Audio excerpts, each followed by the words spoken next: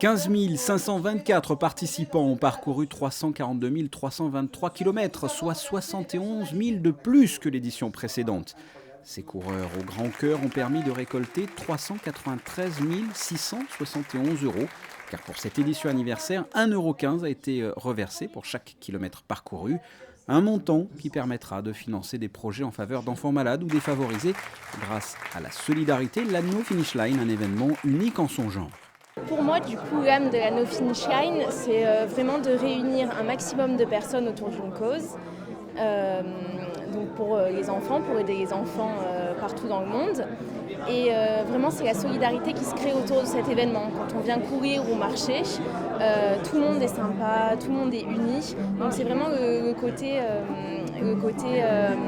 qui unit et qui réunit vraiment autour de cet événement et qui fait qu'on sent quelque chose de différent par rapport aux autres courses sportives. Il n'y a pas de compétition, même si on veut toujours faire plus de kilomètres ou être le meilleur. Il y a une compétition, on va dire ensemble en fait, pour faire le plus de kilomètres et pour réunir le plus d'argent pour sauver les enfants. En ce qui concerne la répartition de ces 393 671 euros récoltés, les organisateurs ont remis un chèque de 128 616 euros au centre cardio-thoracique au nom du Monaco Collectif Humanitaire. Depuis 8 ans, 80 enfants ont pu être sauvés. Près de 65 000 euros à l'éducation nationale pour apporter de l'aide à des enfants scolarisés en principauté, en difficulté ou en situation de handicap. Une remise de chèque de 50 000 euros au profit de Solidarité Marathon des Sables pour la construction du centre d'éveil sportif à Ouarzazate. La remise d'un chèque de 39 640 euros à Tegla Loroup pour l'adduction d'eau à son orphelinat et son centre sportif au Kenya. 30 000 euros sont allés à la direction de la coopération internationale afin de financer la réinsertion sociale et économique d'enfants vivant dans la rue à Madagascar. 28 100 euros à Dantal pour la construction d'une école en Mauritanie. 15 000 euros à l'Académie de danse pour le financement d'une bourse d'études afin de permettre à un jeune de devenir danseur étoile. 15 000 euros également à Eau-Énergie pour l'achat de 2 stations manuelles mobiles de purification d'eau pour 2 écoles d'Haïti. 8 000 euros au CHPG pour financer un atelier de danse-thérapie avec des enfants atteints de troubles tels que l'anorexie. 7 500 euros à Fightheads Monaco pour la participation au financement du fonctionnement de la maison de vie à Carpentras. Et enfin, 5 350 euros pour l'envoi de matériel informatique et bureautique au Burkina Faso.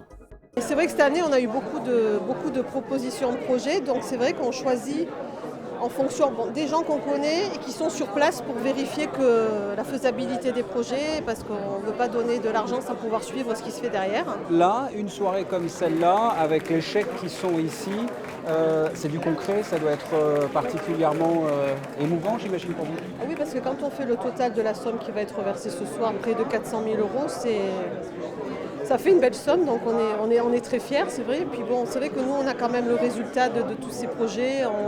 On reçoit les photos, on sait ce qui se passe, donc c'est vraiment super.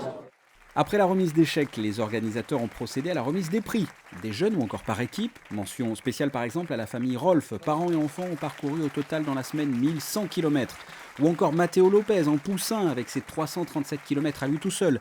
Sans oublier Sandrine Nègre de Monaco Info avec 10 km. C'est peut-être un détail pour vous, mais pour nous ça veut dire beaucoup. L'essentiel étant de participer, justement notez ce rendez-vous, la 16e édition de l'Anno Finish Line du 14 au 22 novembre prochain.